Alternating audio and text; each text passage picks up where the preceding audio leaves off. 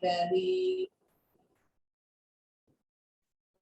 desa, kecamatan, dan juga ada perwakilan beberapa tokoh NGO dan masyarakat. Alhamdulillah siang ini kita bertemu Bapak Ibu sekalian dalam kegiatan yang kita beri nama singkat ya, SAPA. Jadi Senin menyapa kualitas dan inovasi pelayanan publik yang hari ini kita mulai di hari Senin tanggal 27 Juni 2022.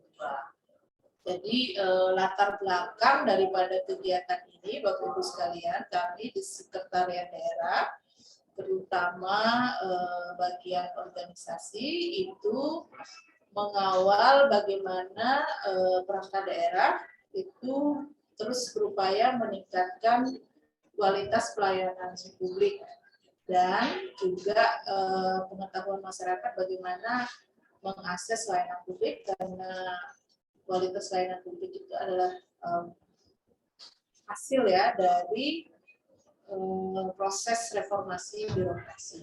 Nah, kondisinya sekarang Lombok Utara di indeks persepsi masyarakat yang terkait dengan kualitas layanan publik itu masih cukup rendah ya. Jadi setiap tahun dalam menilai reformasi birokrasi itu KPK melakukan survei secara mandiri kepada masyarakat dalam hal masyarakat memberikan penilaian ya terhadap kualitas layanan publik, dan hasil terakhir yang kita dapat itu masih cukup rendah seperti itu. Di sisi lain sebenarnya beberapa OPD sudah melakukan upaya-upaya Bapak Ibu sekalian untuk memperbaiki dan juga melakukan inovasi termasuk dinas kesehatan. Sayangnya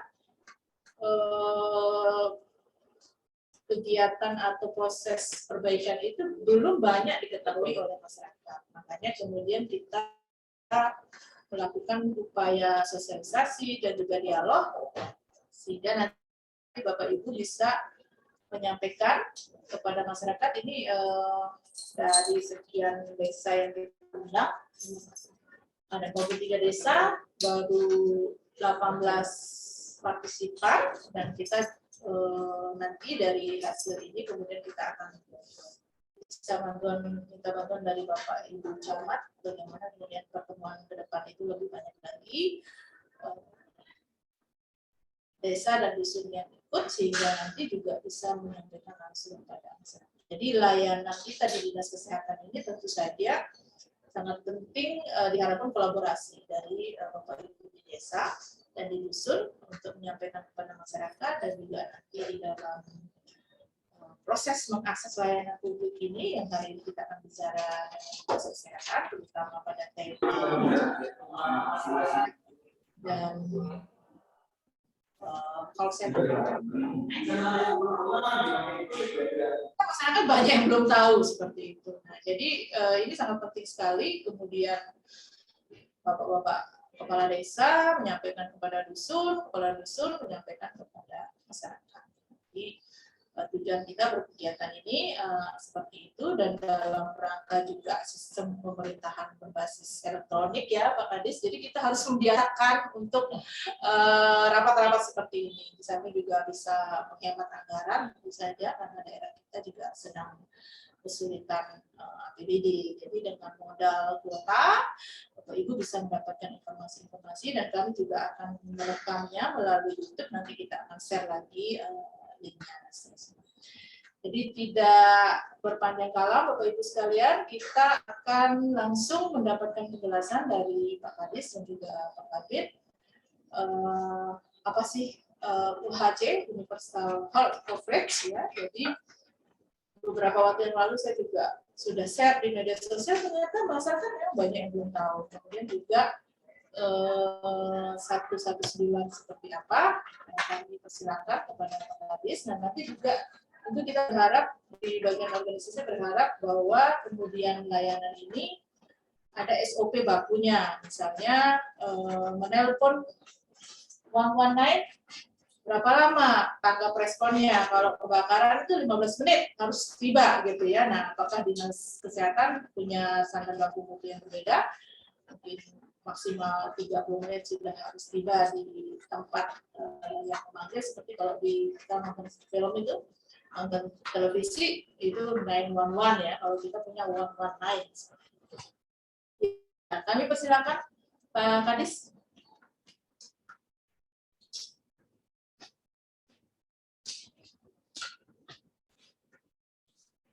Terima kasih.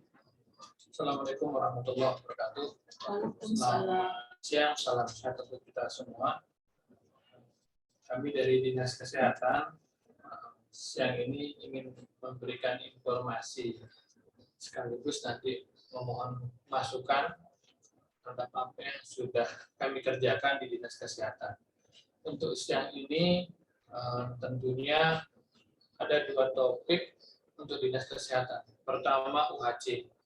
UHC itu seluruh masyarakat Kabupaten Lombok Utara didaftarkan menjadi peserta BPJS dengan catatan mau mendapatkan pelayanan di fasilitas kesehatan milik pemerintah kelas 3 ya, dan belum ditanggung oleh badan usaha. Jadi itu UHC, Universal Health C-nya coverage. Jadi semua masyarakat di KLU diharapkan sudah terdaftar jadi peserta BPJS. Artinya masyarakat saat ini yang ada dan mempunyai KTP Kabupaten Lombok Utara, jika ingin dilayani dengan kartu BPJS, masyarakat bisa menggunakan KTP sebagai pengganti kartu BPJS. Karena saat ini BPJS saking banyaknya peserta, dia hanya cukup menggunakan KTP yang kita miliki. Dengan demikian, maka masyarakat juga harus mengupdate KTP-nya. Artinya yang belum punya KTP, silahkan untuk mengurus KTP ke Dinas Sosial. Ya.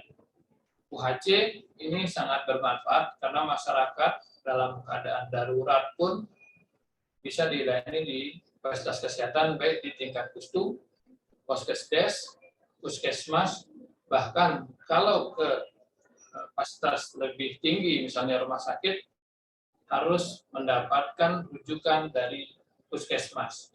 Tentunya kartu BPJS atau KTP KLU ini bisa digunakan. Yang penting menggunakan alur yang jelas. Harus dirujuk oleh Puskesmas Paskesnya pertama. Misalnya dari Desa Singkar Penjalin, tentunya harus mendapatkan rujukan dari Puskesmas Tanjung. Ya. Juga teman-teman dari Teluk Kode, dia harus mendapatkan rujukan dari Puskesmas Pemenang. Itu UHC. Nah, ini mohon nanti diinformasikan, disosialisasikan kepada masyarakat. Tahun ini 2022 ini pemerintah meng-UHC-kan masyarakatnya yang ada di KLU menjadi peserta BPJS. Tentunya ini adalah minimal di sana standar 95% masyarakat. Kita mencoba untuk seluruhnya bisa tercover. Ini 95%, ada 5% masyarakat yang belum punya kartu. Kenapa belum punya kartu? Biasanya karena masyarakat sendiri belum mempunyai KTP dan sebagainya. Ya, jadi adalah wajib. Yang kedua ada 119. Kita mempunyai panggilan darurat untuk kesehatan. Nomornya nanti akan kami berikan. Itu ada 2 nomor yang biasa kita pakai di Lombok Utara. Ada 2 provider ya. Ada XL, ada Simpati.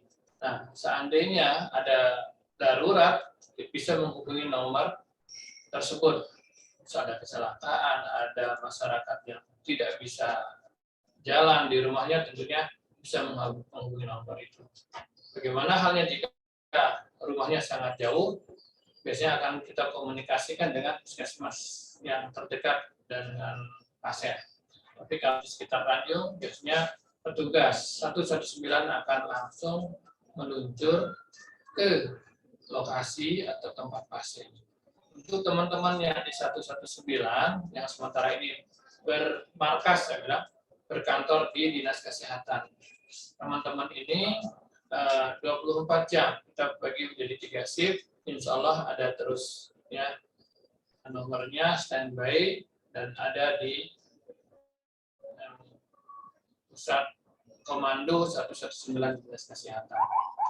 Insya Allah dari penelpon yang ingin mendapatkan bantuan 119 tentunya akan di screening istilahnya, apakah ini sifatnya darurat atau tidak. Jadi kalau hanya sekitar batuk pilek kemungkinan tidak akan batuk pilek biasa tidak akan dikunjungi. Yang sifatnya darurat baru petugas akan meluncur ke si penelpon. Jadi nanti teman-teman yang di posko itu akan menanyakan lebih detail terkait dengan apakah ini akan dikunjungi apa tidak, atau diberikan saran apa yang harus dilakukan oleh keluarga maupun pasien. Jadi itu sementara bahwa kita Dinas Kesehatan, KLU, ada 2 program kesehatan yang saya kira sangat membantu. Pertama, UHC dengan KTP kita bisa berobat di puskesmas di sarana kesehatan milik pemerintah dan bisa dirujuk ke rumah sakit milik pemerintah dan kerjasama dengan BPJS. Kedua, 119 itu melalui telepon untuk panggilan darurat dimanapun berada, selama sinyal masih ada, insya Allah akan bisa Dinas Kesehatan bisa menerima permintaan dari masyarakat untuk dilakukan atau dikunjungi ke mana pasien itu berada. Jadi tentunya melalui screening. Begitu sekilas dari kami Dinas Kesehatan, ada 2 kegiatan yang mudah-mudahan ini bisa bermanfaat. Selanjutnya mungkin ada tambahan dari Pak Kabid Diankes yang membawahi 2 kegiatan ini. Nanti kita akan banyak diskusi dan mudah-mudahan ini sangat bermanfaat untuk masyarakat.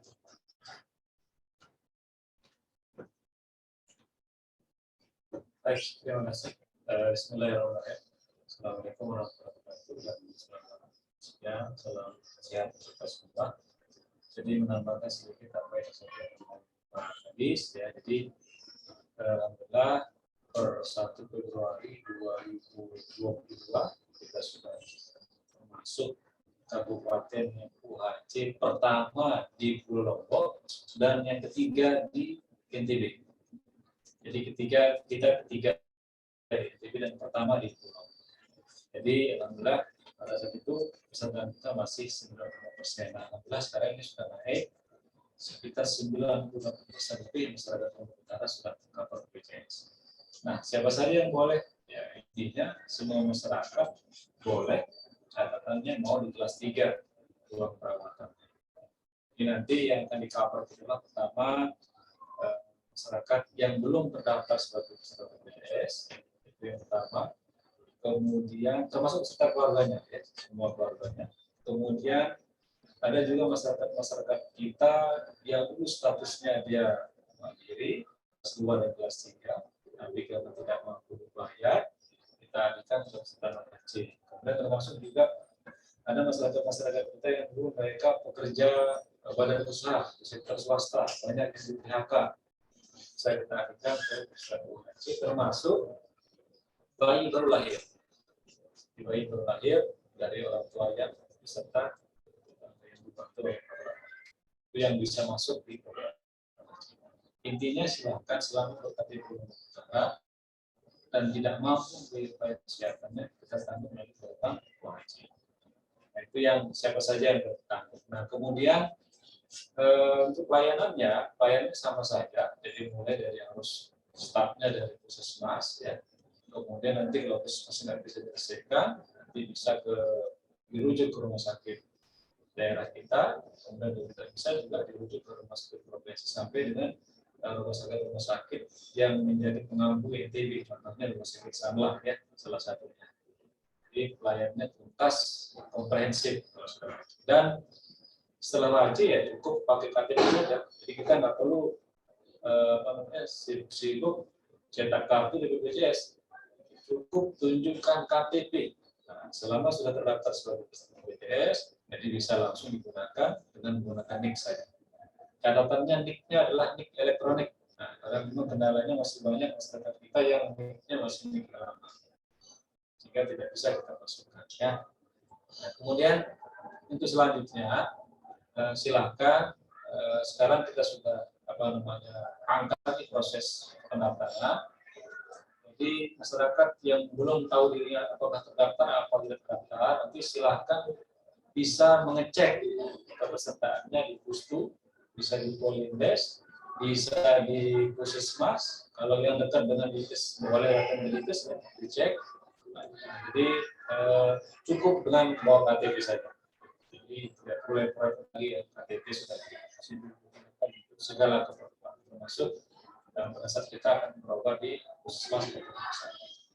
Nah, kemudian untuk masyarakat kita ini terutama yang masih ada beberapa persen ya belum daftar karena jadi ada beberapa masyarakat kita yang memang sampai sekarang masih belum punya KTP ya, jadi agak susah kita daftarkan ya.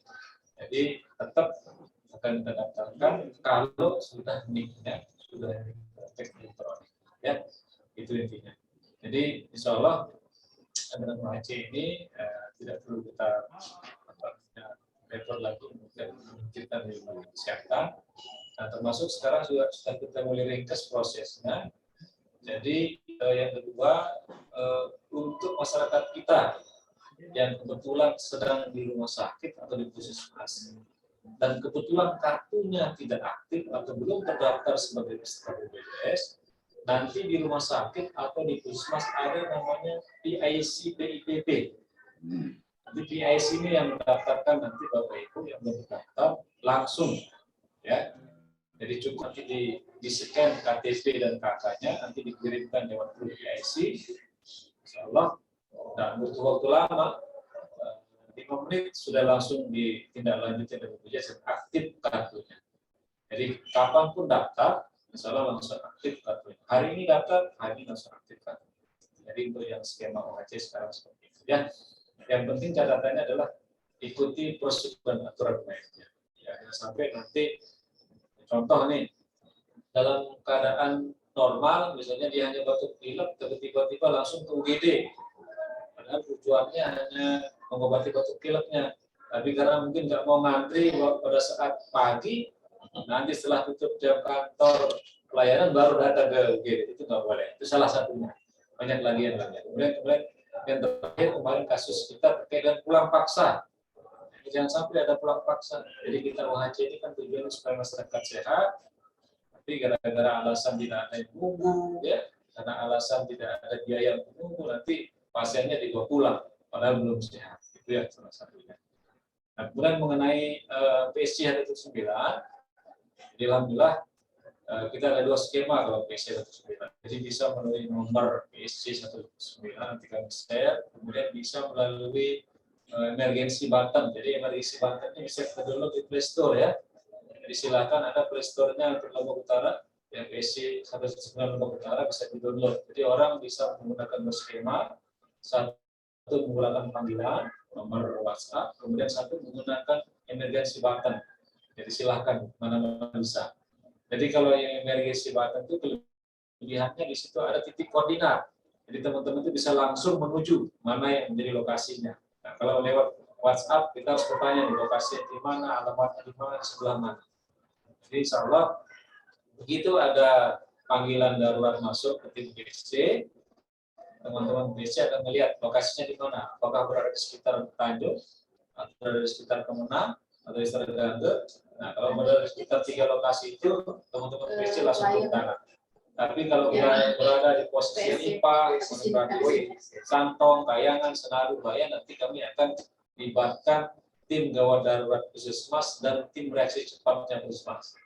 Jadi insya Allah setelah masuk kita akan segera tindak lanjuti. Ya, jadi itu terkait dengan BSC. Jadi ingat BSC ini adalah semua kejadian-kejadian yang sifatnya gawat darurat, ya, kami bisa dihubungi untuk dilayani. Ya, jadi sifatnya gawat darurat, ya. Jadi tadi disampaikan oleh Pak Kadis, kalau sekedar batuk pilek nggak mungkin BSC atau kesulitan. Ya.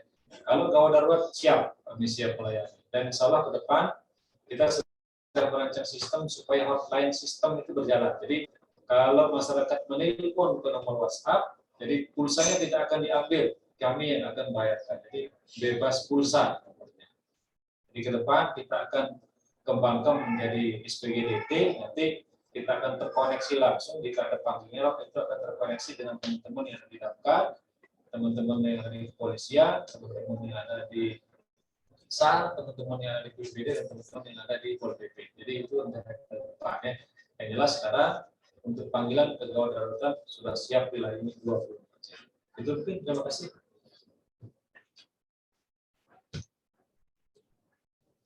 Ya, terima kasih Pak Kadis dan Pak Kadit. Jadi dua hal penting Bapak Ibu sekalian yang kita sampaikan.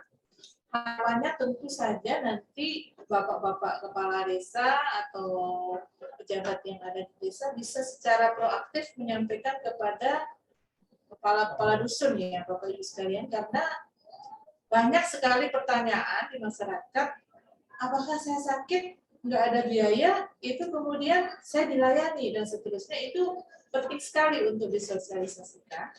Dan yang harus ditemukan oleh Bapak Ibu juga di desa dan di dusun adalah warga masyarakat yang tidak punya KTP, Bapak Ibu sekalian. Dan nanti di dalam pertemuan berikutnya kita juga akan menyampaikan layanan publik di Dukcapil, bagaimana juga Dukcapil itu memperbaiki layanan sampai jemput bola. Jadi kalau ada yang lansia, kemudian disable, itu sampai Dukcapil itu akan melayani perekaman KTP itu di tempat, sehingga ketika lansia terlantar yang mestinya kita rawat di unit layanan kesehatan sudah tidak ada kendala sama sekali. Jadi harapan kami dengan kegiatan SAPA ini, perbaikan layanan publik itu benar-benar diketahui sampai di sini yang terbawah. Jadi hari ini kalau boleh kami rangkum sedikit, bahwa siapapun yang sakit di Lombok Utara itu akan dilayani secara gratis karena kita sudah UHC dan kemudian kepesertaan sudah 98%. Jadi cukup dengan membawa KTP ke unit layanan terdekat. Jadi tetapi pola layanan yang harus diikuti, bahwa misalnya sebenarnya butuh layanan di rumah sakit kecuali kondisi emergensi ya, itu harus melalui puskesmas dulu, dari puskesmas kemudian dirujuk kepada rumah sakit. Jadi tidak ada lagi pertanyaan, aduh ini nggak punya kartu, kemudian kartu BPJS ya Bapak Ibu sekalian, kemudian nggak usah berobat, pasrah dan sebagainya. Ini juga harus menjadi perhatian dari Bapak Ibu sekalian di desa dan di dusun, bagaimana kita memberikan layanan publik yang terbaik kepada masyarakat di lini yang paling bawah. Jadi tanpa perhatian dari desa dan dusun ini juga akan sulit untuk bisa kita optimalkan. Kemudian yang kedua adalah kaitan dengan telepon emergensi Bapak Ibu sekalian. Kalau Bapak Ibu ada melihat kecelakaan, ada tetangga yang kena serangan jantung, kena serangan stroke dan sebagainya, sebenarnya bisa dijemput oleh layanan publik kesehatan melalui telepon, dan juga bisa di-download aplikasinya di Play Store. Jadi mungkin Mas Ruli bisa tayangkan flyer tentang 119-nya. Jadi di situ ada nomornya. Ya, kelihatan ya Bapak Ibu ya. Jadi di Play Store bisa dibuka, itu bisa dicari Evis Lotara. Mudah sekali ya. Betul ya Pak Kadis? Evis Lotara, kemudian di install sampai selesai. Nah, dari situ Bapak langsung bisa menelpon ya. Ya. Kalau ada, jadi untuk perangkat desa dan sebagainya itu sangat penting. Nanti tidak perlu hafal nomor ya, kalau sudah ada aplikasinya di dalam HP, tinggal dihubungi melalui alur-alur yang ada di aplikasi Evis Watara. Ini juga ada nomornya 087 773 kali 07 119, kemudian 081 138 11901. Jadi melalui grup sistem informasi desa, saya sudah share 2 flyer tentang UHC dan tentang PSG 119. Mudah-mudahan sudah tersampaikan ya kepada pejabat-pejabat di desa. Kita berharap juga Bapak menulisnya ke dusun ya. Kemudian juga sebenarnya dalam virtual hari ini kita berharap juga partisipasi aktif dari kepala dusun selaku ujung tombak layanan paling bawah. Tetapi kita melihat bahwa partisipasi hari ini baru 22 orang. Apa yang terjadi? Apakah memang belum familiar dengan Zoom atau seperti apa? Nanti Bapak Ibu memberikan masukan kepada. Selanjutnya kami persilakan Bapak Ibu yang ingin menyampaikan pertanyaan atau memberikan masukan dengan raise hand, silakan. Saya, Bu. Izin. Wah, ini langsung ada Pak Sutikno. Ini tadi namanya Reno, saya pikir siapa? Silakan Pak Sutikno. Pinjaman. Oh iya, silakan. Yang pertama itu ucapan terima kasih. Assalamualaikum warahmatullahi wabarakatuh. Maaf. Waalaikumsalam. Salam sejahtera. Tidak banyak sih yang kami sampaikan, cuma 3 saja.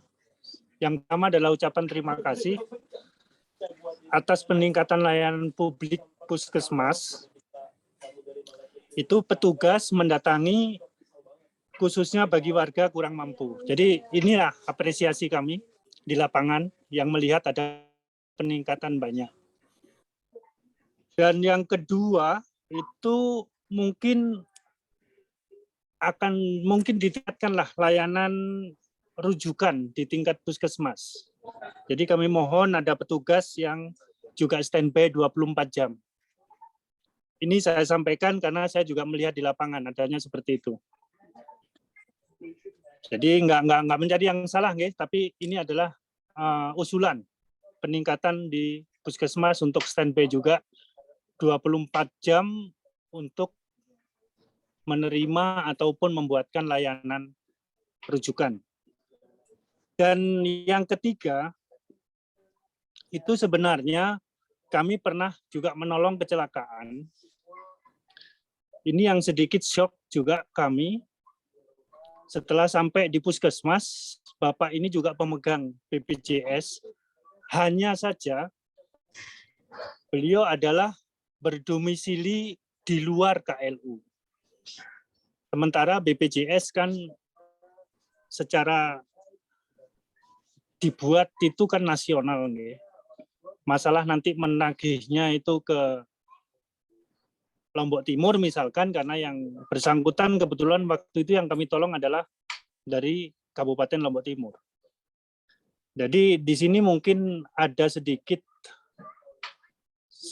apa itu namanya pengertian lah dari petugas ataupun kapusnya untuk memahami bahwa BPJS itu juga berlaku secara nasional. Dengan demikian KLU pun juga akan terbawa namanya bahwa yang namanya penanganan secara emergensi karena kecelakaan ini dilayani dengan baik. Hanya itu saja kok. Terima kasih. Wassalamualaikum warahmatullahi wabarakatuh. Waalaikumsalam. Sebelum dijawab ada lagi yang lain? Izin dari. Silakan Bu Camat Kayangan. Bismillahirrahmanirrahim. Assalamualaikum warahmatullahi wabarakatuh. Terima kasih untuk siang ini. Ini sangat menarik untuk kita semua. Yang ingin saya tanyakan di sini yaitu ini kan untuk seluruh warga masyarakat KLU yang punya KTP. yang berarti untuk yang warga miskin gitu. Nah, sekarang ini ada beberapa warga kita yang dulu ikut BPJS Mandiri, tetapi sekarang kan mereka dengan kondisi yang terbalik lah begitu, mohon maaf, jadi warga miskin lah. Tetapi terus mereka tidak bisa melanjutkan untuk iuran BPJS Mandiri. Nah, apakah mereka bisa tercover di OHC ini begitu?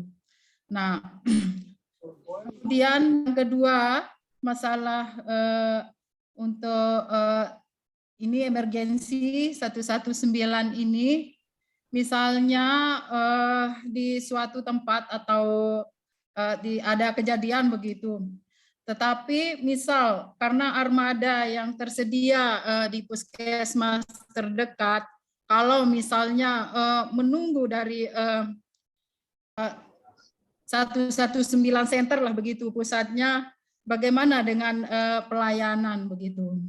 Nah, kemudian yang ketiga, terhadap misalnya ada pasien yang pulang paksa atau bagaimana gitu, apakah mereka itu klaim terhadap BPJS-nya itu setengah atau dia bayar begitu? Karena mohon maaf pernah terjadi gitu dan sudah clear begitu. Mungkin itu yang bisa saya sampaikan. Terima kasih. Assalamualaikum warahmatullahi wabarakatuh. Ya mungkin dua dulu ya Bapak Ibu sekalian biar nggak terlewat. Pertama dari Pak Sutikno dan juga dari Ibu Siti Camat Dayana. Silakan Pak Kadis. Terima kasih Pak. Kami juga mengucapkan terima kasih atas kerjasama yang baik hal kesehatan dan lingkungan Pak ini. Jadi kedua terkait dengan puskesmas. Memang puskesmas kita 24 jam. 24 jam. Dokternya pun kami usahakan sampai sore dan sampai jam 9 malam.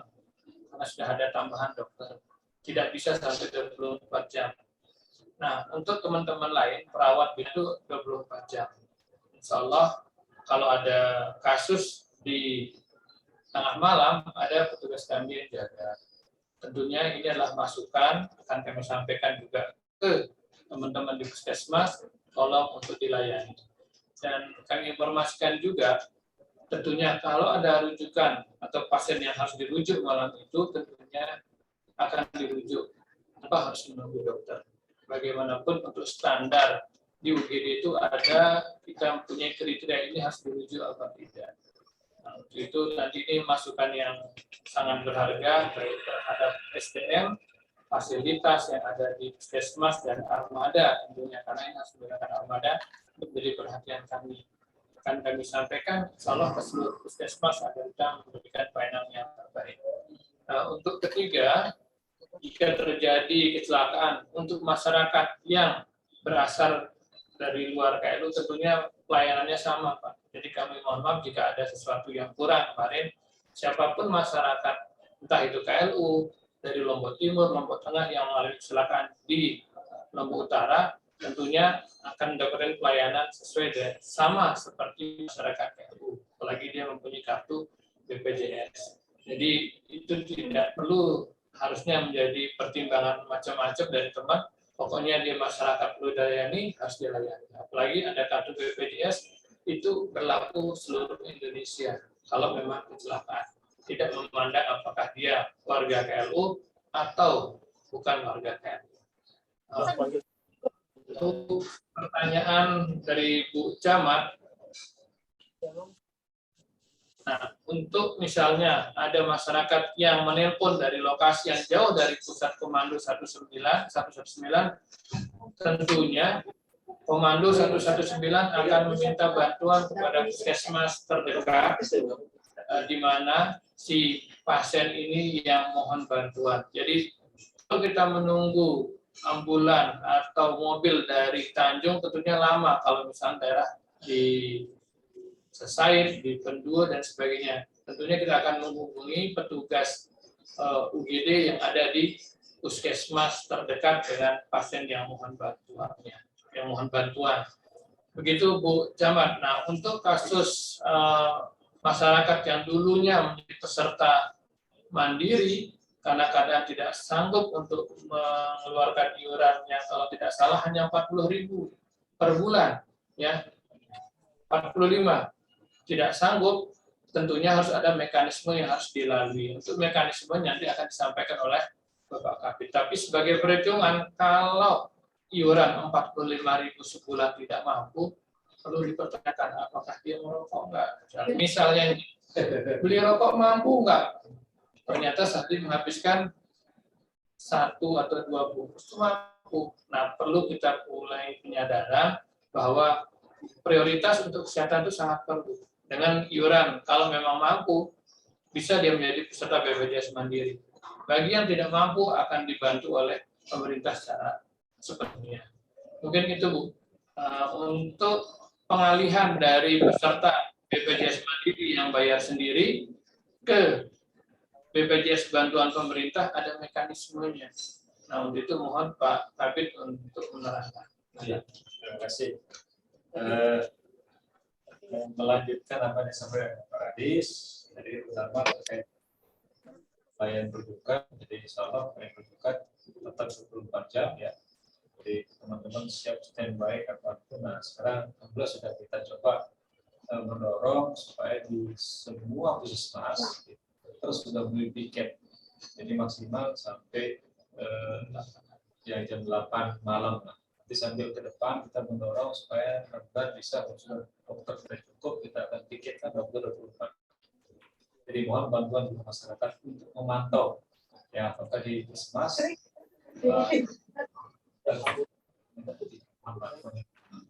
jadi disampaikan kepada kami ya. Itu kemudian terkait dengan kecelakaan, misalnya kalau yang emergensi dimanapun, kapanpun ya memang tidak melihat orang mana yang penting kalau kartunya BPJS-nya aktif harus tetap dilayani. Misalnya nanti kalau kita sampaikan lagi stressing ke teman-teman supaya ini menjadi lebih perhatian.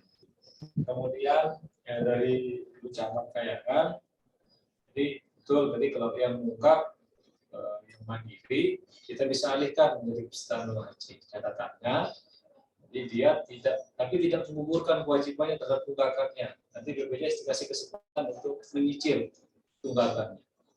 Nah, sampai sekarang ini kita sudah negosiasi dan BPJS boleh nggak diputihkan? Kata BPJS bilang nggak boleh diputihkan gitu ya. Nah, kita negosiasi juga dengan Pemda juga masih fokus memikirkan anggaran. Jadi sementara memang masyarakat yang dulu statusnya mandiri, kemudian membuka, aktif, kemudian silahkan kalau mau dialihkan ke peserta haji bisa. Jadi tinggal datang ke kesehatan, nanti akan dibuatkan rekomendasi ya soal KTP KK-nya, nanti ada pernyataan yang ditandatangan di BPJS. Insya Allah bisa ya. Kemudian tadi sudah disampaikan juga terkait dengan pulang paksa ya. Jadi setelah kita koordinasi dan diskusi lagi dengan teman-teman BPJS, memang ternyata kalau pulang paksa ada 2 mekanismenya yang digunakan. Kalau di rumah sakit memang harus terhitung sebagai pasien umum karena di rumah sakit itu yang menggunakan paket perawatan.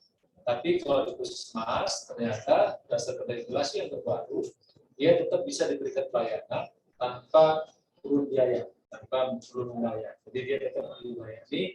Nanti puskesmas akan mengklaim sesuai dengan jumlah hari rawat. Itu bedanya. Jadi kalau di rumah sakit pulang paksa ya harus bayar.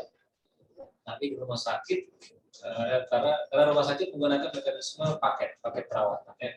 Kalau di puskesmas menggunakan lama hari rawat. Itu mungkin terima kasih. Saya tambahkan sedikit Bapak Ibu. Jadi kalau masyarakat ini biasanya kalau mau dirujuk itu banyak pertimbangan dari keluarga. Mau dirujuk ke Tanjung saja, misalnya dari Bayan, siapa yang harus menunggu? Berapa uang transport penunggunya dari Bayan sampai ke Tanjung? Itu menjadi pemikiran dari pasien dan keluarga biasanya. Untuk itu mohon bantuan. Karena inilah yang kita prioritaskan adalah pasien. Kalau sudah mau dirujuk tentunya adalah ada sesuatu yang harus dilayani di tingkat rumah sakit. Itu yang utama. Nah, mohon untuk keluarga, mungkin masyarakat, mari saling bantu-membantu untuk siapa yang harus membantu mendampingi pasien ini di rumah sakit. Tentu yang paling dekat adalah keluarga. Kalau itu ibunya sakit, ya anaknya, saudaranya harus mendampingi di rumah sakit. Jangan sampai begitu dia dirawat di rumah sakit, dia minta pulang dengan paksa. Itu yang sering terjadi sehingga timbul berita bahwa belum selesai perawatan sudah pulang paksa. Ini menjadi PR teman di bawah, di puskesmas, harus dikunjungi lagi dan sebagainya karena perawatannya belum selesai. Begitu juga dengan kalau perawatan di puskesmas, tentunya ada yang harus menunggu pasien ini dari keluarga. Sehingga pasien ini merasa nyaman, perawatan yang ada di puskesmas paling lama 5-7 hari lah. Pasien ini bisa jalani dengan bisa sembuh dengan baik tanpa harus dirujuk. Mungkin itu. Untuk uang Ya, jadi tambah sedikit. Jadi kemarin untuk mengantisipasi banyaknya masyarakat kita yang beranggapan nggak usah dirujuk, tapi nggak ada biaya nunggu nih katanya. Jadi kita sudah antisipasi kasus-kasus tertentu, misalnya untuk kasus tertentu ya penyakit kronis, masyarakat yang tidak mampu ya, kemudian penanganan balita atau anak gizi buruk, termasuk juga penanganan komplikasi pada ibu hamil dan bayi baru lahir. Jadi kita silakan bagi yang dirujuk, kami di Dinas Kesehatan sudah menyiapkan anggaran akomodasi bagi keluarga penunggu. Jadi ada ketentuan yang berlaku nanti untuk mengantisipasi supaya tidak ada alasan lagi kami nggak mau merujuk pasien karena nggak ada biaya untuk menunggu selama di rumah sakit. Jadi insya Allah Dinas Kesehatan sudah menyiapkan anggaran akomodasi bagi pasien untuk kasus-kasus yang tadi. Terima kasih Pak.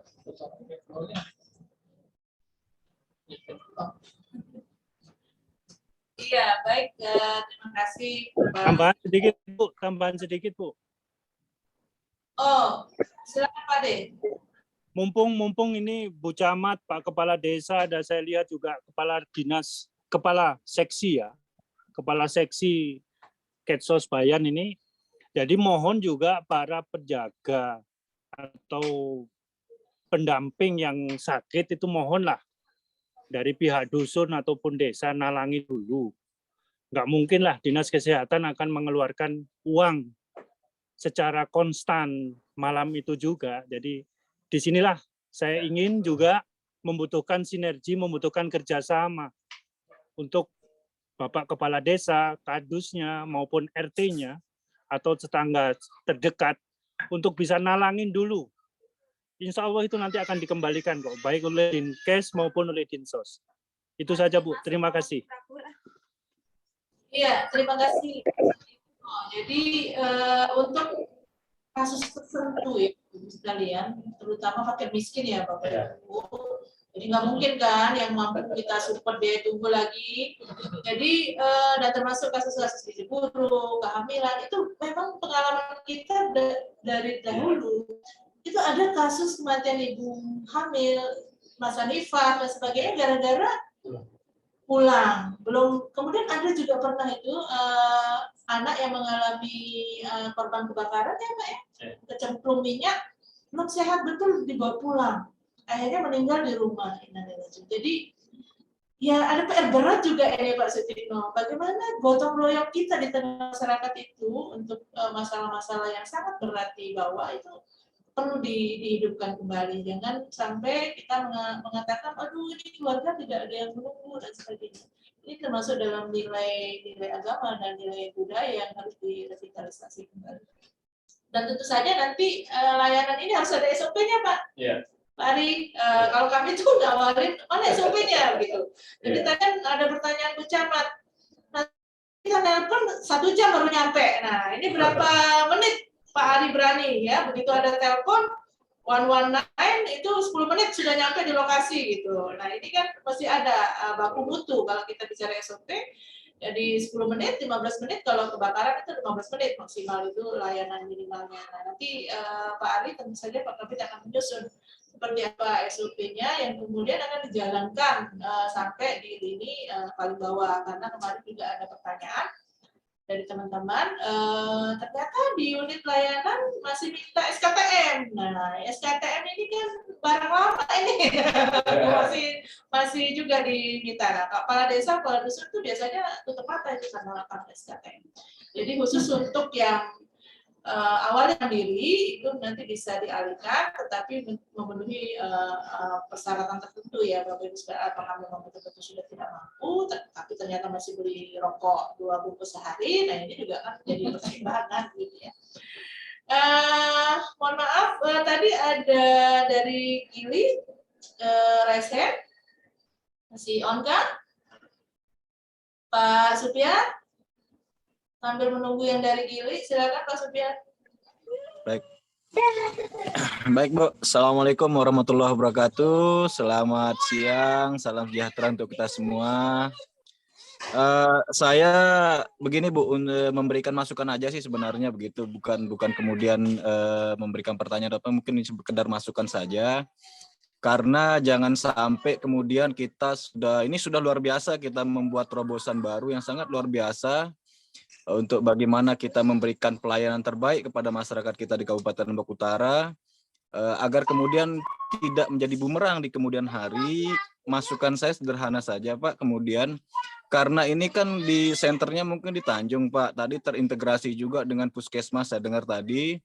Nah, kemudian kenapa enggak nanti di masing-masing desa itu kan ada pustu kita gitu, puskesmas pembantu kita, ada ambulan desanya juga. Nah, kenapa tidak terintegrasi lah ke depannya mungkin supaya kemudian fasilitas kesehatan itu kan berjenjang, nanti bisa dari pustu, bisa puskesmas sampai kemudian ke rumah sakit kan begitu. Nah, saya menjadi khawatir nanti kalau misal masyarakat kami di Kecamatan Bayan yang paling jauh misalnya di Torean, itu lalu pendakian yang Torian misalnya, nanti ada pakai aplikasi 119, koordinasinya sampai ke puskesmas, mungkin seperti itu. Kenapa enggak mungkin rentang kendali itu diperpendek lagi untuk campur tangan, ada pustu, petugas puskesmas pembantunya itu diikut sertakan di situ. Nah, di sana juga kan ada ambulan desa, biar kemudian ini memaksimalkan pelayanan lah gitu. Mungkin itu saja sih masukan saya, Pak, agar kemudian tidak juga menjadi bumerang. Harapan kita Yogyanya nih terobosan kita sangat luar biasa, tetapi kemudian pelayanannya juga kan nanti masyarakat ini tahunya kan ya begitulah keadaannya begitu, supaya pelayanan kita maksimal. Itu saja sih. Kemudian kebetulan di sini ada bapak-bapak dari Dinas Kesehatan, masukan sedikit juga, Pak, terkait dengan fasilitas yang ada di pelayanan kesehatan kita, Pak, khususnya di Kecamatan Bayan. Sampai tahun kemarin kita di awal tahun di 2022 kita menyumbang angka kematian bayi juga itu karena faktornya itu mohon maaf ini baterai saya lemah ini ya.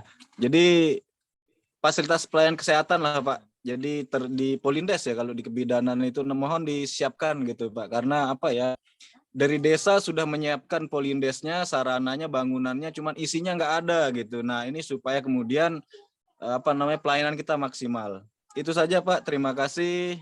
Mohon maaf kurang lebihnya. Demikian. Assalamualaikum warahmatullahi wabarakatuh.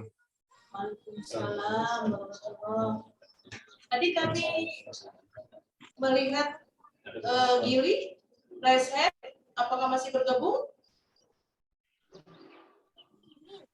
Coba dilihat di chatnya, Mas Ruli.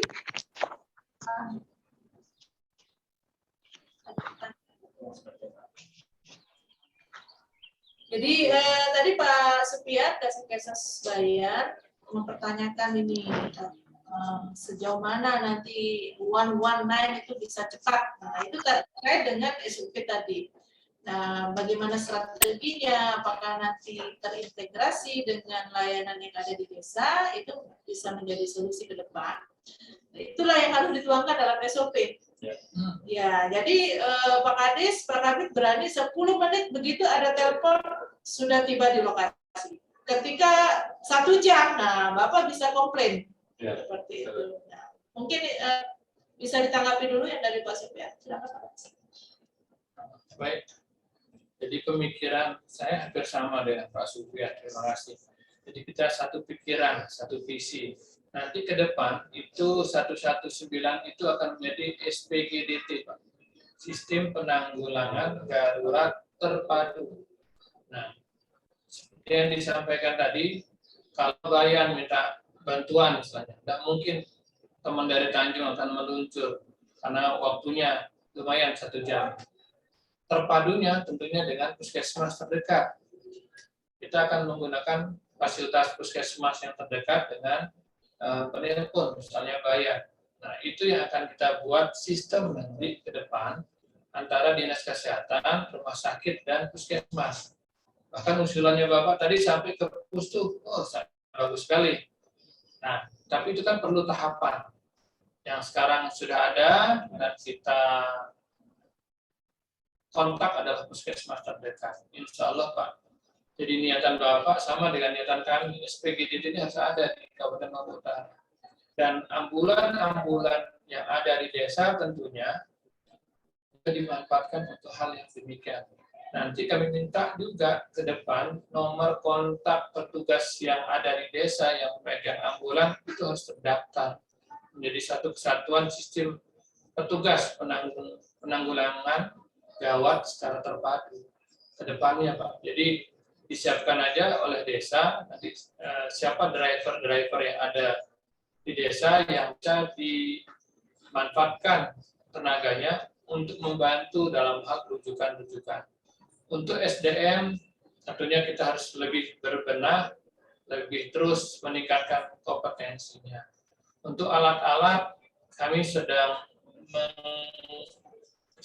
mereview kembali alat-alat yang ada di standar, baik di puskesmas, baik ada di pustu, maupun di Polindes. Jadi Polindes itu memang tanggung jawab dari desa sebenarnya. Tapi kalau sepengetahuan kami, sementara ini di Bayan, desa-desa itu standar minimalnya sudah tercukupi. Jadi standar pelayanan Polindes itu ada, tidak sama dengan pustu. Pustu juga demikian, dia ada laporannya. Mudah-mudahan kita tahun ini bisa mengoptimalkan alat kesehatan untuk sarana paskes yang ada di Polindes, yang ada di pustu maupun di puskesmas. Mudah-mudahan, dan ini sedang berjalan. Apalagi tahun 2023 kami memang harus menggunakan sistem untuk melihat alat itu secara online. Jadi kami tidak ingin diakalin dari tingkat oleh teman-teman di bawah mana alatnya. Kami harus lihat fotonya. Tapi sistemnya pakai sistem online, ada aplikasinya. Jadi itu Bapak dari kami. Selanjutnya apa tadi pertanyaan? Belum. Polindes SPG. Insya Allah alat-alatnya akan kami lihat nanti.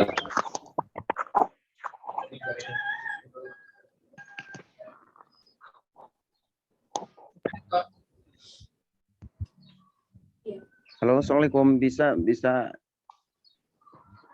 Ya Pak, dari mana? Dari Sigap Penjalin. Silakan. Mohon maaf kamera depannya rusak. Bisa enggak? Namanya bersama? Oh iya, nggak apa-apa. Ya. Ini menarik. Terima kasih. Assalamualaikum warahmatullahi wabarakatuh. Menyambung sedikit apa yang disampaikan pertanyaan pertama tadi itu berkaitan dengan rujukan ini. Bisa enggak kita dipermudah terkait dengan rujukan ini? Tidak usah 24 jam. Hanya ketika kami darurat, itu bisa enggak dipermudah rujukannya, misalnya seperti disiapkan dululah surat-surat rujukan dalam arti tanda tangan dokter dan sebagainya, karena si pasien ini darurat. Itu yang pertama. Terus yang kedua berkaitan dengan pelayanan di dinas kesehatan, terutama operatornya ini, mohon keramah tamahannya ditingkatkan. Karena kami sering ke Dikes, dinas kesehatan, terutama operatornya ini pelayanannya kurang maksimal, dalam arti kurang maksimal ini keramah tamahan menyambut kami di sana itu yang kedua. Terus yang ketiga berkaitan dengan BPJS Mandiri. Betul apa yang disampaikan Bu Camat Kayangan tadi itu. Bagaimana mekanismenya ketika dalam kondisi dan situasi yang saat ini nasional ya. Ketika masyarakat tidak mampu lagi untuk membayar iuran BPJS Mandiri tersebut, kalau mekanismenya untuk pindah dari Mandiri ke BPJS PB ini saya tahu, tetapi nanti ketika ada tunggakan itu bagaimana mekanismenya? Saya tahu di lapangan ketika BPJS Mandiri itu tidak mampu dibayar lagi oleh masyarakat, itu ada 2 tunggakan yang harus dibayar. Pertama, tunggakan keterlambatan, dan kedua, tunggakan pelayanan di rumah sakit atau di rumah sakit terkait. Itu bagaimana mekanismenya? Apakah tidak usah kita bayar tunggakan pelayanan itu ataukah hanya satu-satu saja yang kita bayar? Mohon penjelasannya. Terima kasih. Sekian. Assalamualaikum warahmatullahi wabarakatuh. Waalaikumsalam. Ya, terima kasih. Kalau dari kesehatan memang tambah panjang, tambah lama, tambah ramai. Jadi untuk rujukan memang kalau kita menggunakan BPJS itu ada namanya rujukan online, Pak. Jadi tidak bisa ditandatangani duluan tanpa harus diperiksa dan harus dimasukkan ke sistem dulu, baru dia keluar namanya rujukan online. Tapi kalau memang dia darurat, BPJS, KTP itu bisa langsung ke rumah sakit tanpa harus rujukan ke puskesmas. Jadi mekanismenya 2. Rujukan kalau dia ke poli, dia harus rujukan online. Tapi kalau darurat, dia bisa langsung ke puskesmas atau bisa langsung ke rumah sakit daerah dengan menggunakan BPJS dan kartu KM. Jadi begitu untuk rujukan kita yang berlaku di KLU ini. Kalau memang darurat, langsung aja ke rumah sakit. Kalau tidak darurat, rujukan poli. Nah, rujukan pun ada kriterianya. Ini harus selesai ditangani oleh puskesmas. Selebihnya harus dirujuk. Jadi dokter-dokter di puskesmas itu sudah tahu ini pasien harus dirujuk, ini harus selesai di tingkat puskesmas. Masalahnya juga ada masyarakat ingin ke rumah sakit aja, padahal penyakitnya itu bisa tuntas secara teori di fasilitas puskesmas, tapi ngotot minta ke rumah sakit karena tidak percayaan mungkin sama rumah sakit puskesmas. Tapi secara aturan dia harus selesai di tingkat puskesmas. Itu yang mungkin perlu kita sosialisasikan bahwa ada beberapa penyakit yang harus selesai di tingkat puskesmas, tidak perlu dirujuk. Kalau sudah diterapi dan sebagainya perlu rujukan, insya Allah teman-teman dokter di puskesmas akan merujuk tanpa diminta pun harus dirujuk. Bahkan ada juga masyarakat yang harus dirujuk, tapi dia tidak mau, mintanya dirawat di puskesmas, katanya lebih nyaman di puskesmas. Ini namanya keinginan masyarakat, namanya kepuasan. Harus kita puas juga ya, mana kita harus ngikutin, tapi kita juga punya aturan. Untuk pertanyaan yang kedua dan ketiga, dan sarannya mohon Pak Habib untuk menjawab. Baik, jadi untuk rapat-rapat petugas ini memang sudah menjadi PR kami. Memang salah satu program unggulan itu sama kami ya.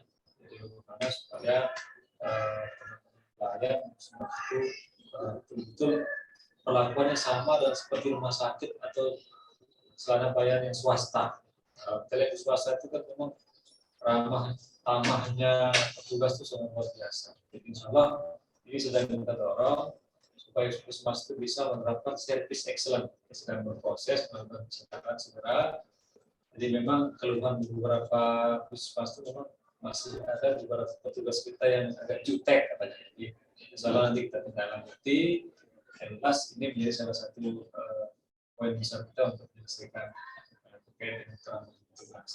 Kemudian BPJS Mandiri yang unggah. Nah ini kalau dia masuk ke atau datang ke puskesmas ke rumah sakit, begitu dicek di aplikasi tiket ternyata tidak aktif kartunya, tapi dia ada tunggakan premi. Jadi artinya kalau begitu dia mandiri tapi nggak pernah bayar premi.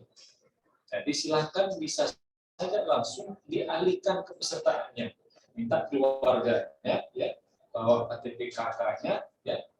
Jadi tinggal dialihkan. Nah, cuma nanti kewajibannya terhadap tunggakannya tetap harus diselesaikan, tapi bertahap nanti. Jadi ada surat pernyataan yang ditangani oleh peserta yang pengalihan tadi yang mandiri menjadi yang wajib.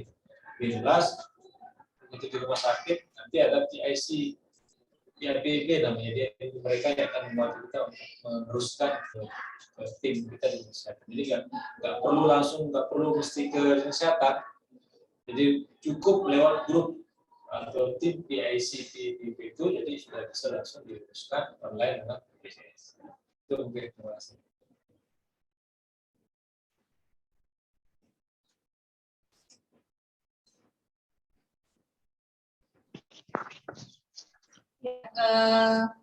Itu jawaban dari Bapak Kades dan Bapak Kabit, Bapak Ibu sekalian, memang tadi istilah Pak Kabit itu service excellent masih dan saya pernah terkesan sekali ke rumah sakit di Kota Mataram. Jadi kalau Anda tidak senyum, laporkan saya ke nomor sekian. Gitu ya. Jadi bagi orang sakit, senyum itu penting sekali, Pak. Ya. Karena bisa sembuh sebelum dia ketemu dokternya. Ini Pak Kabit harus cepat nih, pasang banner di puskesmas ya. Kalau Anda dilayani tanpa senyum, lapor ke Pak Kadesnya nomornya ini gitu ya. Itu saya terkesan sekali beberapa tahun yang lalu di rumah sakit Kota Mataram. Luar biasa perubahan layanan publik yang terjadi. Nah, mungkin itu bisa cepat, juga mungkin memang seharusnya secara akreditasi itu sudah wajib ya, senyum dan sebagainya. Itu mungkin langsung ke tidak lain itu, Bu. Ya. Mungkin nanti Pak Kadis bisa ngajakin para pelayan publik uji coba di puskesmas untuk pelatihan kecerdasan keluarga yang bisa mendorong orang untuk memberikan layanan publik dengan hati gitu ya, dengan ya, senyum juga. Kalau nyengir juga terasa ya Pak ya. Jadi senyumnya harus dari hati gitu. Kemudian untuk yang mandiri untuk dialihkan bisa langsung, tapi ada kewajiban-kewajiban juga. Nah, nanti semua aspek yang kita bicarakan ini harus ada SOP-nya Pak Kabit. Jadi supaya jelas kepada masyarakat, dan nanti SOP itu sesuatu kondisi perlu dirujuk atau tidak, ini juga masyarakat harus punya standar baku layanan dan juga baku mutunya seperti apa. Dan juga misalnya tadi kita sudah berkode nih 911, 119. Pak Ali itu berarti berapa menit gitu ya? Jangan 119 2 jam baru nyampe lokasi ya, duluan orangnya wafat gitu ya. Mohon maaf ya. Jadi mesti ada standar baku mutu seperti itu yang kita berproses untuk itu. Mudah-mudahan dalam waktu dekat nanti bisa.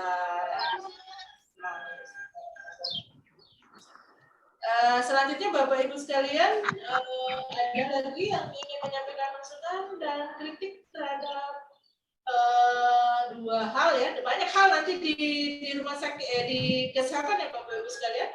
Ini baru kita mulai dengan tes. Halo. Halo. Apa ya?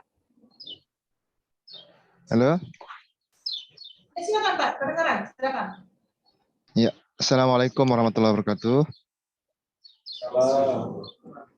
Ya, saya dari Desa Malaka. Yang saya dengar tadi ada informasi yang menarik terkait ada biaya akomodasi untuk yang jaga misalnya pasien yang mempunyai penyakit tertentu. Nah, seperti itu. Mungkin masukan dari saya, mungkin dari pihak terkait mungkin memberikan surat edaran terkait apa saja persyaratan yang harus dilengkapi oleh pasien tersebut, sehingga tidak terjadi hal-hal yang disampaikan tadi, bahwa ada pasien yang tidak mau dirawat inap dikarenakan tidak ada biaya untuk misalnya penunggunya, tidak ada biaya untuk menginap dan lain sebagainya. Mungkin ada surat edaran seperti itu, pemahaman kepada masyarakat bahwa dari pihak kesehatan nanti akan menyiapkan misalnya biaya akomodasi untuk yang menunggu rawat inap tersebut, sehingga mereka tidak, istilahnya tidak pusing dengan biaya tersebut. Mungkin itu saja yang bisa saya sampaikan, masukan. Sekian, Assalamualaikum warahmatullahi wabarakatuh.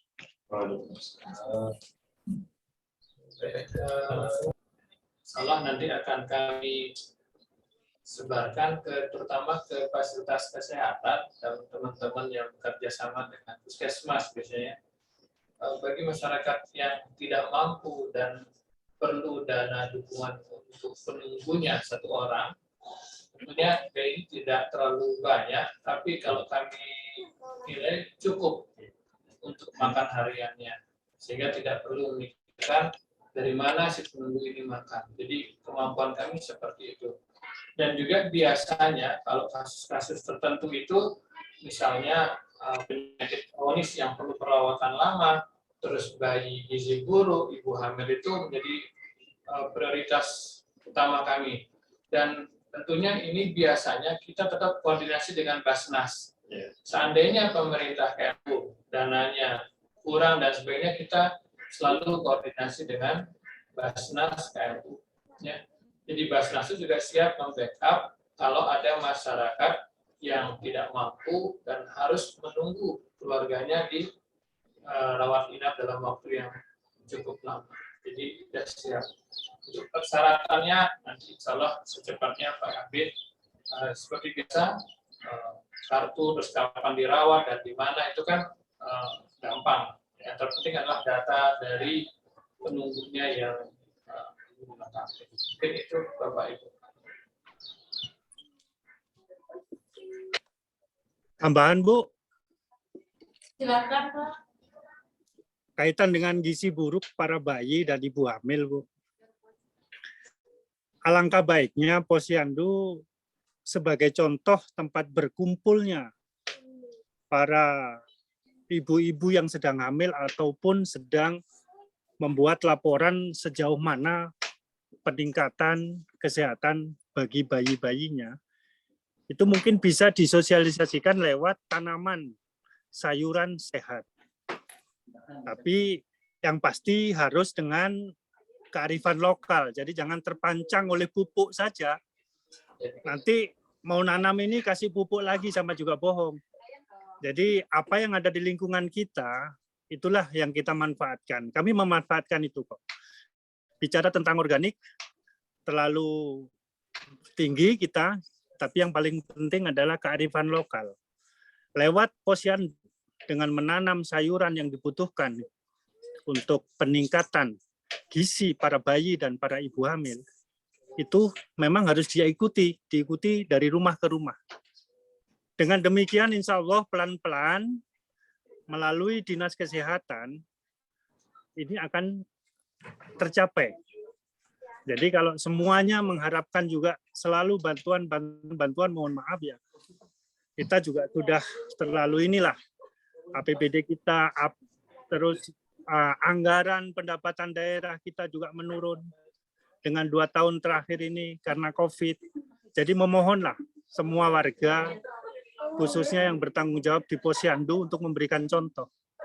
Bagaimana sih kita memanfaatkan lahan yang seadanya, tanpa menggunakan polybag, tidak harus punya lahan hektaran kok di sini. Kalau hanya untuk memenuhi keluarga saja. Itu saja tambahannya. Terima kasih. Terima kasih Bu Yuni. Izin satu Bu. Oke. Jadi gini, sebentar Bu Camat. Jadi saya mendukung dari Posyandu itu pos pelayanan terpadu, tempat kumpulnya kita semua. Posyandu itu kalau dari strukturnya memang harus dari BP2KB BPD ya. Dan di desa tentunya mari kita ciptakan posyandu-posyandu kita memang untuk biar nyaman yang berkunjung ke Posyandu. Yang nyaman tuh bayi, ibu hamil, ada lansia sekarang, ada remaja. Mari kita buatkan Posyandu itu biar nyaman. Sekarang kita lihat Posyandu di desa A, dusun ini, apakah sudah nyaman? Apakah sudah bersih? Apakah sudah ada contoh-contoh tanaman yang perlu dikembangkan di sana? Ada enggak proses pengolahan sampahnya, organik dan non-organik? Itu harus integrasi. Kan kita lihat sekarang di KLU ini ada beberapa Posyandu sudah mulai terintegrasi dengan sampah. Nah, pupuk-pupuk organik yang dihasilkan itu bisa untuk menyuburkan tanaman kearifan lokalnya. Misalnya ada kelor, ada cabai, ada tomat, ada banyak buah-buahan dan sayur yang bisa kita tumbuhkan di posyandu sebagai contoh dan dibuktikan di rumah dan pekarangan kita masing-masing. Tentunya ini tidak bisa berjalan dengan optimal kalau tidak ada keterlibatan kita semua. Nah, mumpung yang ada hadir di hari ini, ada kepala desa, ada dari kecamatan, ada dari dusun, mari kita buat posyandu itu lebih makmur dengan memberikan contoh posyandu yang nyaman, tanamannya ada, pengelolaan sampahnya ada, keterlibatan semua sektor, keterlibatan desa, keterlibatan dusun harus ada di posyandu itu. Insya Allah generasi ke depan akan lebih sehat dan bisa menjadi contoh untuk anak-anak yang baru tumbuh itu bahwa inilah makanan-makanan yang sehat, sayurnya sehat, buahnya sehat. Kalau kita lihat sekarang kan buminya kan dikirim ke Mataram, pulangnya jadi macam. Artinya seperti disampaikan Pak Ade tadi juga, mari kita makan makanan lokal yang sangat bagus gizinya itu untuk anak-anak kita, sehingga stuntingnya bisa menurun, anaknya menjadi lebih sehat. Mungkin itu, terima kasih. Silakan Bu Camat. Ya, Bu Camat, silakan.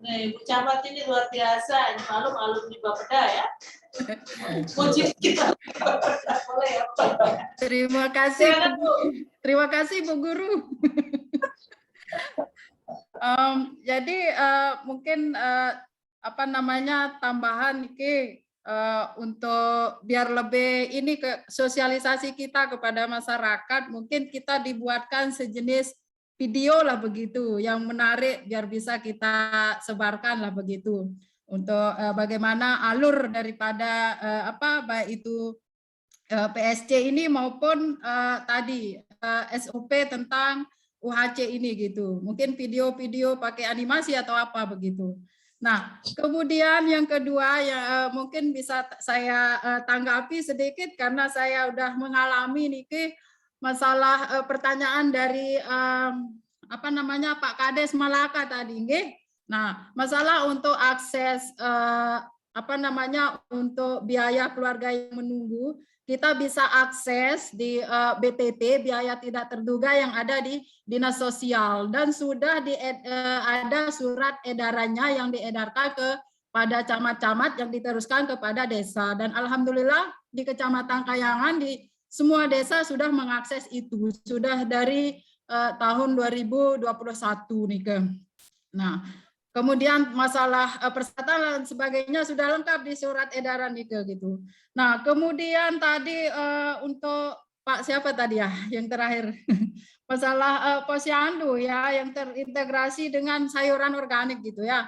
Nah, jadi kita di Kayangan sudah memulai dari terintegrasi posyandu keluarga yang terintegrasi, kita memulai untuk pengolahan sampah organik berbasis rumah tangga yang kita mulai dari satu dusun saja dulu sehingga nantinya bisa mereplikasi kepada dusun-dusun yang lain. Jadi sampah organik yang apa namanya dikumpulkan sama ibu-ibu setiap rumah tangga itu dibuat untuk pupuk organik dan POC. Jadi untuk pupuk cair dan pupuk padatnya. Kemudian margotnya itu ulatnya itu sekarang ini dimanfaatkan untuk pakan lele dan kami di Desa Sesait sedang mengembangkan namanya Bodik Dambar, budidaya ikan lele dalam ember.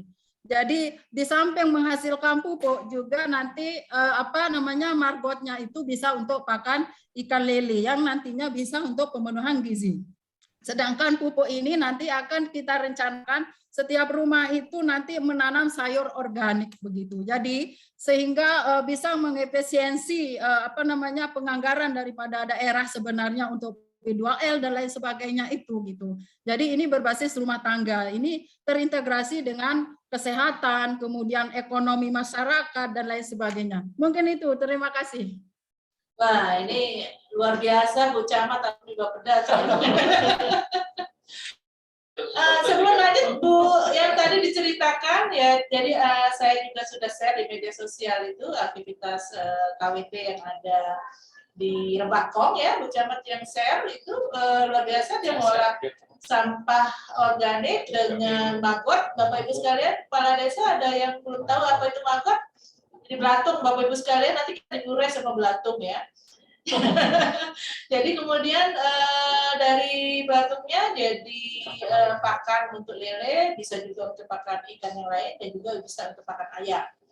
Bahkan di Surabaya itu budidaya ayam di perkotaan itu bisa tanpa bau karena ada peran maggot di situ.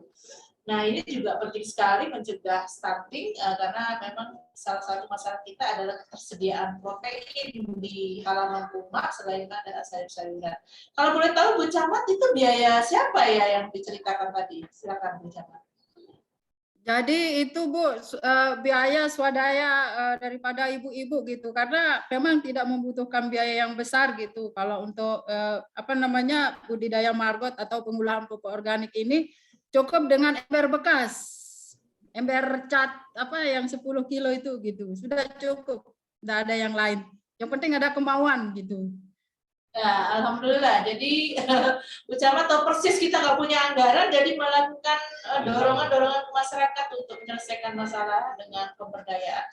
Karena pemberdayaan ini kunci utama Bapak Ibu sekalian. Jadi nggak bisa kita itu bilang aduh nggak ada anggaran, nggak bisa berbuat apa-apa. Ini penting sekali. Juga masalah misalnya biaya tumbuh dan sebagainya itu pernah kami diskusikan.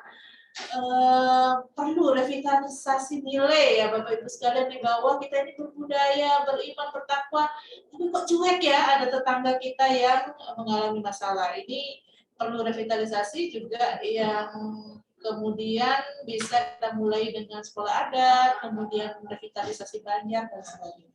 Karena kita bisa cepat maju itu dengan kebudayaan masyarakat Bapak Ibu sekalian. Ada yang ingin menanggapi lagi? Memberikan masukan.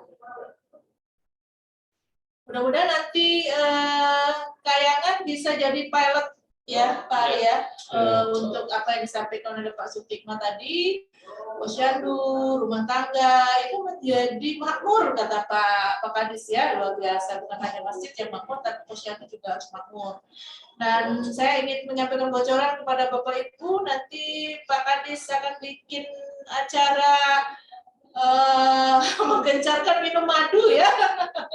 Jadi madu ini, madu trigona ya Bapak Ibu sekalian sudah diteliti di Malaka, di Desa Malaka dengan skup yang kecil memang, tapi itu sangat signifikan memperbaiki status gizi balita. Ya kita nggak tahu masalah kita ini apa saja, tetapi tinggi sekali kita stuntingnya. Anemi remaja 40%, Pak Kadis? Ya, tadi itu Pak, kalau anemi remaja sampai 40%, bagaimana dia hamil, bagaimana dia melahirkan anak PBLR kalau tidak ada suatu kegiatan yang out of pocket. Jadi segala macam upaya sudah dilakukan oleh Bapak Ibu dari Dinas Kesehatan sudah lama, dan kesehatan tidak pernah kurang duit ya Pak ya? Tapi kok capaian kinerjanya itu masih slow gitu ya. Jadi mudah-mudahan nanti dengan Pak Kadis, dengan Pak Ari, dengan jajaran Dinas Kesehatan yang baru ini ada upaya-upaya out of box yang bisa dilakukan sehingga nanti berdampak pada hasil berupa lebih baiknya taraf kesehatan masyarakat di Lombok Utara. Menyemangati Bu Camat, Bu. Oh iya, silakan Pak Sutikno. Ya sering, karena dengan Bu Camat hanya lewat WA sama telepon aja. Jadi begini Camat, kalau memang mau, kami punya sistem permakultur yang kami sedang kembangkan di Saifana. Itu memang awalnya kita kerja keras, hanya saja permakultur ini bisa bertahan 5-8 tahun tanpa harus mencangkul lagi. Jadi kami lebih mengedepankan mengolah tanah daripada mengolah hasilnya. Karena hasil itu akan mengikuti tanah yang kita sedang kembangkan. Secara otomatis badan kita pun kalau segala sesuatunya diberikan yang sehat, insya Allah juga akan tumbuh sehat. Kalau memang Ibu membutuhkan untuk pendampingan, kami siap untuk melakukan anjang sana ke sana, silaturahim ke sana. Yang pasti kami hanya butuh hati saja, nggak butuh apa-apa. Kalau misalkan bibit dibutuhkan, kami sanggup menyiapkan. Terima kasih. Ya, terima kasih Pak Sutikno. Insya Allah kalau hati itu pasti punya Bu Camat ya. Karena mantan Bapak. Ya Pak Kadis yang bilang karena mantan Bapak. Ya, Bapak Ibu sekalian, mohon maaf intermezzo saja. Jadi apapun bisa kita lakukan jika ada kemampuan. Apalagi APBD ada, APBDS juga ada. Nah, apalagi kekuatan masyarakat itu ada, Bapak Ibu sekalian. Tinggal bagaimana kita pandai-pandai untuk mengeksplor seperti itu. Jadi dalam prakteknya Bu Camat juga beberapa waktu menghidupkan kembali Cimbitang. Jadi masalah-masalah sosial yang terjadi di bawah, termasuk juga misalnya ada warga yang sakit, itu bagaimana sih kepedulian lingkungan terdekat. Ini kan berbahaya sekali kalau hilang, Bapak Ibu sekalian, kekuatan budaya, kekuatan moral, kekuatan iman kita. Jadi kalau ada masalah di lingkungan terdekat kita, maka lingkungan terdekat yang perlu kita ajak dulu untuk membantu seperti itu. Ini jangan sampai hilang ya. Karena waktu COVID itu saya mencatat ya Pak Ali, 1 desa itu dikucilkan itu ya. Nah ini kan sebenarnya, wah ini orang tokoh budaya bisa melihat bahwa ada yang hilang di situ. Itu yang kami bicarakan dengan tokoh-tokoh budaya. Nanti kita akan bahas di dalam kesempatan yang lain. Tetapi luar biasanya inovasi yang dilakukan oleh Dinas Kesehatan, tentu saja ini harus segera disampaikan kepada masyarakat di ujung tombak, dan juga Dinas Kesehatan akan melengkapi dengan proses bisnisnya, akan melengkapi dengan SOP-nya, sehingga clear baku mutunya, dan juga akan segera melakukan upaya-upaya sederhana, misalnya membuat banner ya, kalau Anda tidak senyum gitu, laporkan saya ke Pak Kadis, itu penting ya di bawah itu, karena selalu keluhan layanan itu seperti itu dari dulu. Karena saya pakai kartu BPJS, jadi orang puskesmas itu di-tag katanya, itu masa lalu gitu ya. Kalau tambah banyak datang puskesmas, tambah banyak duitnya orang puskesmas, Bapak Ibu. Sekarang seperti itu gitu ya. Jadi Pak Supiat ketawa. Pak Supiat tolong ya disampaikan kepada desa-desa di Bayan ya Pak ya. Ini pesertanya masih jauh di bawah harapan kami. Apa masalahnya ya? Bu Camat mungkin bisa info apa memang Pak Kadis nggak punya kuota? Ada yang ikut 3 desa di Bu, karena tadi ikut mini lokakarya di sini gitu. Nanti kita akan sampaikan. Oke. Karena jadi, tiap hari kita turun juga. Ya, jadi kegiatan ini akan kami lakukan secara reguler. Jadi katakanlah bagian dari inovasi di sekretariat daerah, karena tadi kami di awal menyampaikan bahwa persepsi masyarakat terhadap kualitas layanan publik di Lombok Utara itu cukup rendah, gitu. Apakah karena memang tidak tahu? Nah, itulah upaya kita. Kita mau mulai dengan Dinas Kesehatan ini, dan juga nanti teman-teman yang lain di Dinas Dukcapil, di Dinas Sosial. Dan tentu saja harapan besar bagi kami, karena sekarang eranya kita adalah elektronik, Bapak Ibu sekalian, juga untuk menghemat anggaran tentu lebih efektif ya, efisien gitu. Efektifnya belum ketahuan ya. Efisien kalau kita melakukan sosialisasi dengan cara-cara seperti ini.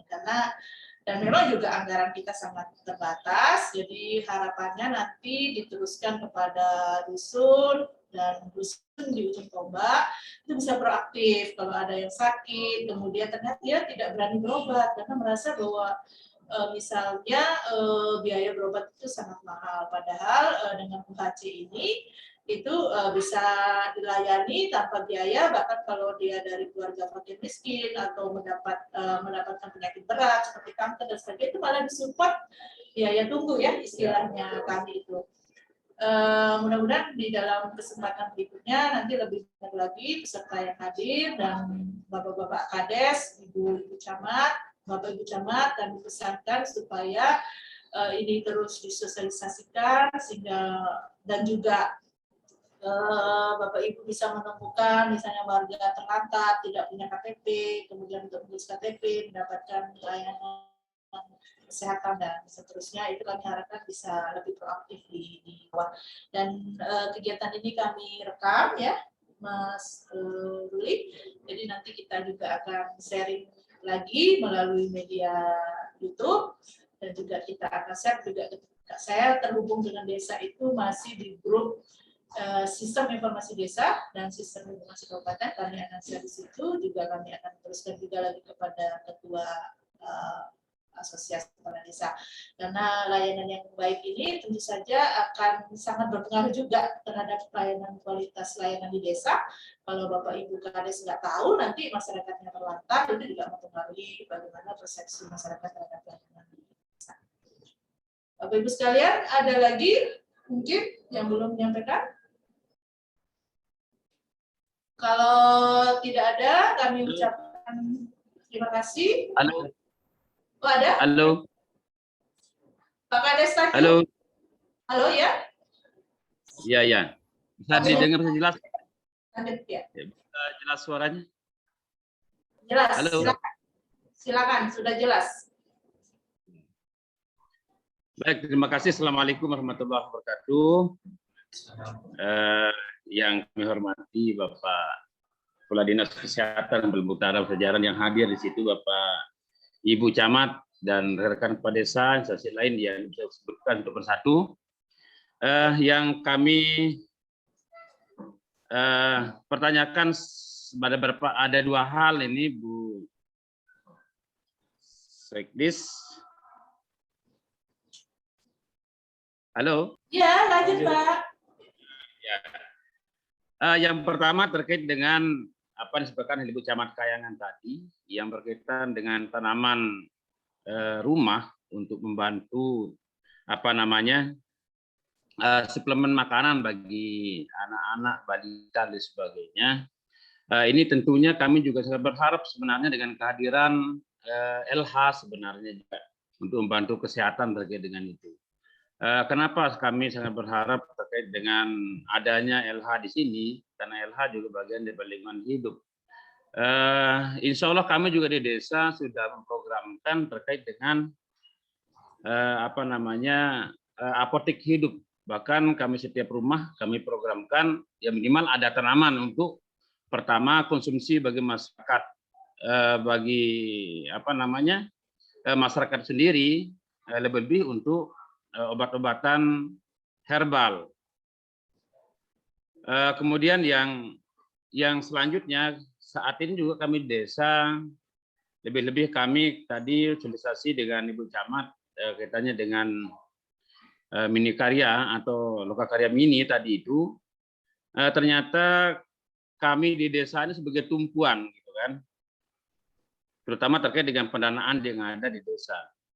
Nah, seakan kabupaten ini melemparkan begitu saja kepada kami di desa begitu terkait dengan adanya anggaran di desa. Nah, padahal kami juga sudah apa namanya merencanakan program-program yang sudah kami sepakati di desa. Nah, kalau kami hanya menunggu perubahan dari desa, maka program kami juga akan terlambat begitu. Nah, ini yang pertama.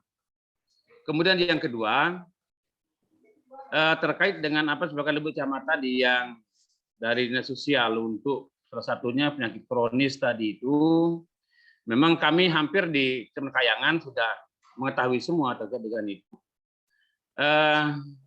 Sampai saat ini memang ya mudah-mudahan lah warga masyarakat tidak ada yang terjangkit dengan kronis tadi itu yang pertama. Kalaupun sekiranya nanti dari desa-desa yang lain yang ada di Kecamatan Kayangan, ya mudah-mudahan lah ini akan berjalan lancar sesuai dengan apa yang kita harapkan, karena kami masih merasa khawatir juga begitu karena apa namanya pelayanan di kesehatan juga ya masih menanyakan administrasi sebelum menerima pasien yang akan dirujuk di rumah sakit. Nah, lanjut dengan itu Bapak Kepala Dinas, jadi harapan kami tidak perlu menanyakan administrasi dulu sebelum pasien itu ditangani gitu. Begitu pasien ditangani di apa namanya diterima dan sebagainya, maka disitulah sambil jalan lah terkait dengan administrasi yang ada. Dan insya Allah keluarga juga pasti tidak akan meninggalkan pasien itu. Nah dari itu, jadi kami tidak menyebut lah ini Pak Kadis, tapi yang jelas harapan kami juga di desa ini, bilang saya desa Pansor, desa yang baru.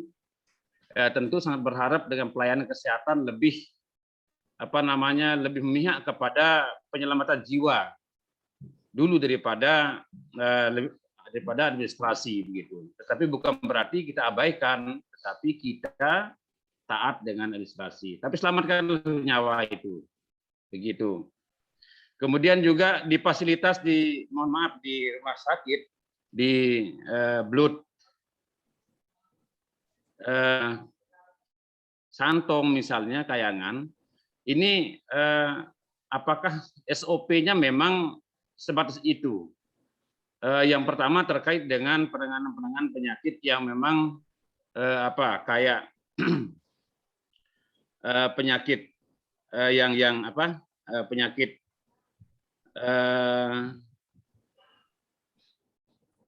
TBC dan sebagainya begitu. Kemudian penyakit yang lain begitu. Tapi mudah-mudahan segala perlengkapan ataupun kebutuhan masyarakat yang terkait dengan kebutuhan itu mudah-mudahan disiapkan di masing-masing blood yang ada atau puskesmas yang ada begitu. Nah, sehingga kami kepala desa juga tidak kewalahan, apalagi sekarang ini kami di desa ini ya alhamdulillah lah sekarang dengan edaran bupati terkait dengan surat-menyurat dan sebagainya, kepala dusun tidak berstempel di kepala desa, ini sangat memudahkan sebenarnya. Tidak terlalu banyak atau tidak terlalu panjang birokrasinya.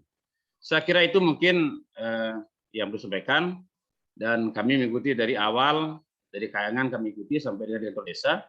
Nah, mudah-mudahan bermanfaat bagi kami semua. Terima kasih. Wassalamualaikum warahmatullahi wabarakatuh. Silakan Pak Kadis.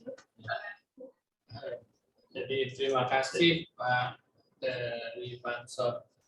Jadi insya Allah mudah-mudahan dengan masukan-masukan yang banyak pada kami, tentunya pelayanan untuk yang mengancam jiwa, kesakitan itu kita utamakan. Administrasi memang nomor 2. Sama-sama harus mengerti jadinya Pak. Mungkin ini saran juga Bapak ke Pustu, ke Puskesmas, sebelum ditanya sodorin KTP. Jadi ditanya langsung, oh ya, jadi teman-teman juga akan mengerti. Tapi kami insya Allah akan kami sampaikan lagi, akan ingatkan kembali ke petugas, layani dulu. Biasanya juga begitu pasien dilayani, ada bagian yang melayani pasien, ada juga yang melayani pendamping pasien. Jadi kenyamanan, keselamatan itu yang kami utamakan, Pak. Terima kasih masukannya, insya Allah akan lebih baik. Untuk puskesmas juga terhadap beberapa program, misalnya penyakit TBC yang Bapak sebutkan, memang dia punya aturan tersendiri TBC, sama kayak COVID, tata laksananya juga tersendiri, dia berbeda. Itu harus diikuti oleh petugas dan diikuti oleh masyarakat. Ya, jadi ada beberapa aturan, lain penyakit, lain aturannya, Pak. Yang penting sesuai dengan standar, insya Allah untuk keselamatan pasien dan petugas. Mungkin itu, terima kasih, Pak. Ya, terima kasih Pak Kadis. Ya, Pak Kadis, Pak Kadis, Pak Aiman. Jadi bukan mau melempar semua ke desa, Pak. Jadi kita kolaboratif, ya. Jadi menunggu ada program dari LH kapan barangkali, Pak, ya. Bahkan mesti menggerakkan keberdayaan. Karena dengan keberdayaan itu jadi rasa memilikinya tinggi. Kami melihat misalnya banyak program pemerintah yang kita evaluasi. Begitu programnya selesai, hilang pula Pak tanaman-tanamannya. Nah, ini hanya desa yang bisa mengawal bagaimana kemudian gerakan masyarakat itu bisa berjalan untuk hal-hal yang sederhana. Saya nggak tahu visi misi Bapak seperti apa, tapi saya rasa masalah kita sama. Salah satunya adalah masalah gizi ya Bapak Ibu sekalian. Masalah bagaimana kita mengirimkan generasi muda kita yang lebih baik lagi ke depan. Dan itu tanggung jawab kita bersama, terutama masyarakat tentu saja. Nah, jangan sampai kita ketinggalan terus, Pak. Jadi apa-apa orang luar ya, Pak. Bapak pilihannya dari Bapak nih. Mau nunggu dana APBD atau mau gerakan masyarakat gitu ya. Dengan ya, saya sudah kenal baik sekali sama Pak Irman, jadi ngomongnya ya udah langsung gitu aja ya Bapak Ibu sekalian. Dan kemudian dari banyaknya pertanyaan, ketidakjelasan yang masih harus kita deliver lagi informasinya kepada masyarakat, itu bisa dijawabnya dengan SOP, Pak Ari. Jadi kami menunggu SOP dari Bapak ini berapa lama nih? SOP sudah ada. Oh, SOP sudah ada.